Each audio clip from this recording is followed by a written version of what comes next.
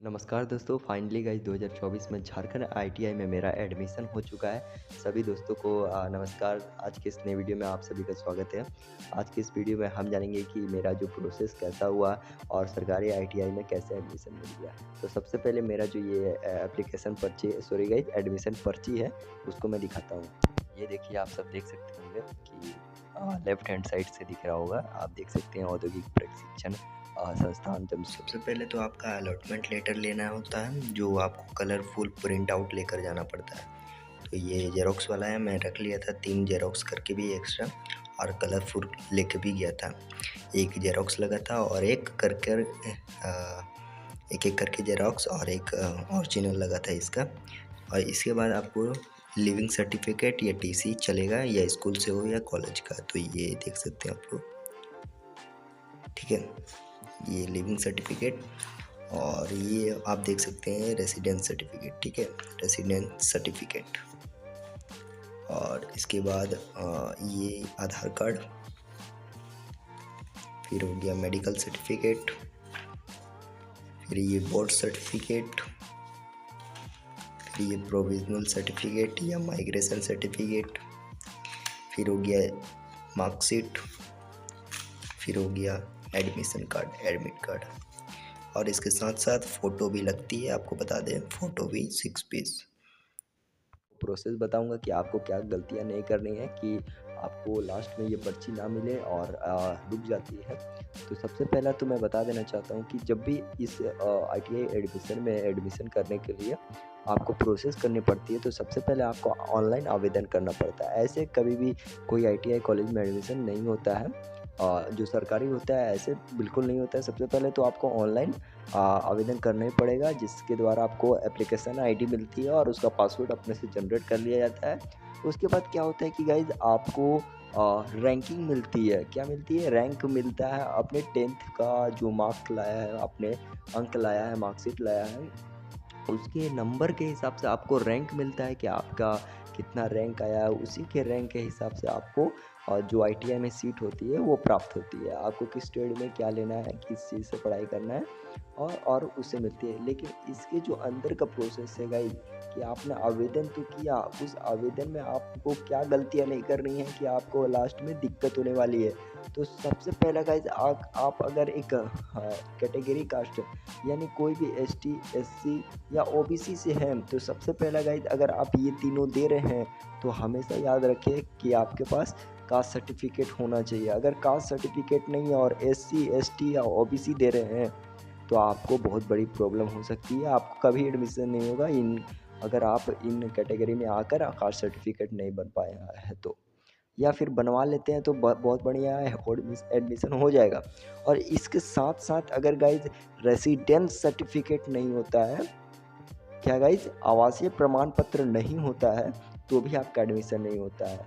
आवासीय प्रमाण चाहे सीओ वाला हो, एसडीओ वाला हो, डीसी लेवल वाला हो, आपका एडमिशन हो जाएगा, लेकिन नहीं रहने से बिल्कुल नहीं होगा। झारखंड आईटीआई में एडमिशन चाहिए तो झारखंड का ही आवासीय पत्र लगेगा, चाहे आप कोई भी कैटेगरी में हो, जनरल में भी हो, रेसिडेंस लगता ही लगता है। और जनरल में नहीं है तो आपको जाति प्रमाण पत्र नहीं लगेगा, लेकिन जनरल है तो आपको आवासीय झारखंड का लगेगा। जैसा कि मैं आपको दिखा दूं, मैं जनरल हूँ, मेरे पास जाति प्रमाण पत्र नहीं है क्योंकि मैं जनरल हूँ। मैं जाति प्रमाण पत्र बनाने की ज़रूरत ही नहीं है। इसलिए आपको क्या करना है कि अगर आप ओबीसी, एसटी, एससी से हैं तो कास्ट सर्टिफिकेट बनवा लें, ज़रूरी है। अगर आप भर चुके हैं एससी, एसटी या फिर ओबीसी और उसके बाद आपका वो लग रहा है कि अब बनवाना पड़ेगा, मेरे पास तो है नहीं, तो आप दिक्कत है, बनवा लीजिए। या फिर ग्रीवियंस का भी एक टाइम मिलता है, आप उससे सुधार सकते हैं, ठीक है। ग्रीवियंस का भी एक समय दिया जाता है, उसी के बाद आपको रैंक निकलता है गाइज। आपको शायद रैंक निकलने के बाद भी ग्रीवियंस दिया जा सकता है, ठीक है। और जब काउंसलिंग स्टार्ट हो जाता है तब आपको कोई सुधार करने के लिए नहीं मिलता है, आपको नहीं मिलता है, मतलब कोई सुविधा नहीं रहता है उसको। जब ऑफर किया जाता है ग्रेवियंस का तभी आप कर सकते हैं। और इसके बाद अगर रैंकिंग अच्छा आया, रैंकिंग 2000 के अंदर यानी कैटेगरी रैंकिंग 2000 के अंदर आता है तो बहुत बढ़िया, आपको कोई भी ट्रेड लगभग आसानी से मिल जाता है। वेटिंग में दर्जा वेटिंग मिलता है, लेकिन जल्दी नहीं हो पाता है 2000 के आसपास रहने से। 1000 के अंदर रहने से जल्दी आपको ट्रेड मिल जाता है और ITI इंस्टीट्यूट में आपको दाखिला होने का मिलता है, काउंसलिंग येस हो जाता है। जिस प्रकार मेरा हुआ है, मैंने क्या किया है कि गाइज इलेक्ट्रीशियन भी लिया था। मेरा 799 देख सकते हैं आप लोग, मेरा जो 799 था, देखिए आप लोग देख सकेंगे, यहाँ देख सकेंगे आप। तो ये छोड़िए गाइज, 799 तो आया था, लेकिन इलेक्ट्रीशियन मुझे नहीं मिला। मैंने लिया है ईवी सेक्टर। आप सभी लोग जान ही रहे होंगे कि ईवी सेक्टर भी बहुत अच्छा है, फ्यूचर में काम आने वाला है। तो आपको जिस चीज़ में इंटरेस्ट होगा आप वो भी ले सकते हैं। मुझे इसमें भी इंटरेस्ट था, इलेक्ट्रिशियन में भी इंटरेस्ट था। ठीक है गाइस, आपको भी जिससे और तीसरा बात आपको बता दें गाइस कि अगर आप सर्विस कोटा से हैं तो उसका भी पहचान पत्र होना चाहिए, तभी आप येस कीजिएगा। और इसके अलावा आपको बता दें कि अगर EWS में भी येस करते हैं तो उसका भी प्रमाण पत्र रहना चाहिए।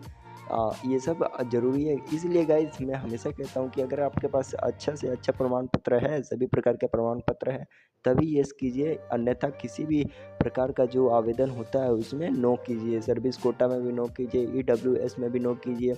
अगर आपके पास कोई कास्ट सर्टिफिकेट नहीं है तो जनरल में भर के अप्लाई कीजिए। ठीक है, आज की ये वीडियो कैसा लगा है कमेंट बताइएगा। और हाँ, फाइनली मेरा एडमिशन हो चुका है, आपको बहुत सारी जानकारियाँ मिलेगी ITI से रिलेटेड।